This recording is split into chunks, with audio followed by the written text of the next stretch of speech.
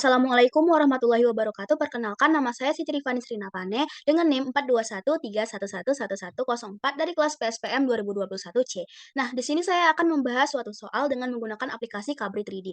Adapun soalnya bisa kita lihat pada layar. Nah, di sini kita kan mau membuat kubus. Kita pilih yang ini, lalu kita pilih cube.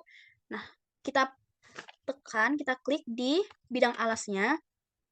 Kita klik sekali, kita klik lagi. Nah, baru kita tarik ke atas.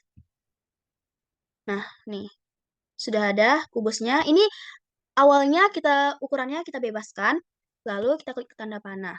Kemudian kita klik lagi kubusnya. Nah, kita klik kanan, kita pilih surface style. Kita pilih empty. Nah, ini agar rusuk-rusuknya lebih terlihat dengan jelas. Lalu di sini kita akan membuat nama-nama tiap titik sudut. Kita pilih point. Nah, kita pilih di sini, ini titik A. Sini titik B. Titik C. Nah, lakukan hal yang sama sampai dengan titik H.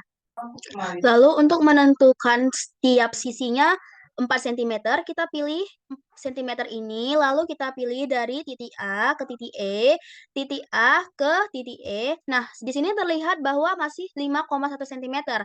Nah, untuk membuatnya menjadi 4 cm, kita klik tanda panah dulu, lalu kita klik di sembarang titik, kita tarik ke atas atau ke bawah. Untuk narik, kalau ditarik ke atas, dia makin besar ukurannya. Nah, kalau ditarik ke bawah, makin kecil ukurannya. Kita buat sampai dengan 4 cm tadi ya, di sini. Nah, di sini sudah terlihat, sudah 4 cm ukurannya. Selanjutnya, seperti yang kita lihat pada soal, di sini kita akan membuat titik P, lalu titik Q, dan terakhir titik R. Nah, langkah pertama itu kita buat point. Nah, kita buat titik sembarang di antara titik A dengan titik E. Nah, lalu kita namain dia titik P. Nah, untuk mengetahui berapakah jaraknya ini, berapa sentimeter, kita buat sentimeternya. Kita klik dari titik P ke titik E. Maaf. Nah, kita klik dari titik P ke titik E. Nah, ini kalau hilang, namanya kita namain lagi dia jadi titik P. This point. Nah, titik P. Nah, di sini masih 1,2 cm. Nah, untuk membuatnya menjadi 2 cm, kita tarik saja titik P-nya. Nah, sampai 2. Nah, sampai 2. Lalu kita lakukan hal yang sama untuk menentukan titik Q dan titik R tadi. Titik Q, kita buat titik Q di sini di antara titik B dan F, sembarang titik. Ini. Nah, lalu kita buat titik Q. Kita buat sentimeternya. Kita klik dari titik Q ke titik F. Nah, di sini masih 1,4. Untuk membuatnya menjadi 1, kita tarik saja titik Q-nya.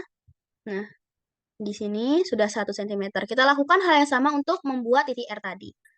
Nah, lalu di sini kita akan menggunakan sumbu afinitas. Sebelum menggunakannya, kita buat dulu bidang PQR-nya. Dengan cara kita pilih ini, lalu kita pilih poligon. Kita klik dari titik P ke titik Q, ke titik R, dan kembali lagi ke titik P. Nah, di sini sudah terlihat bidang PQR-nya ya, teman-teman. Sini sudah terlihat bidang PQR-nya.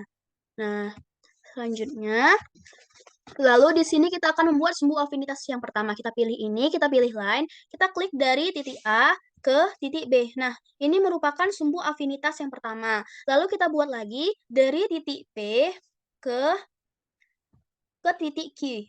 Nah, ini merupakan sumbu afinitas kedua. Nah, setelah kita buat keduanya, dapat kita lihat di sini akan muncul perpotongan antara kedua sumbu afinitas tadi. Nah, di sini kita akan buat titik perpotongannya, dan kita buat titik sebagai titik M. Nah, sudah terlihat ya titik perpotongannya. Nah, lalu di sini kita akan menggunakan cut polyhedron.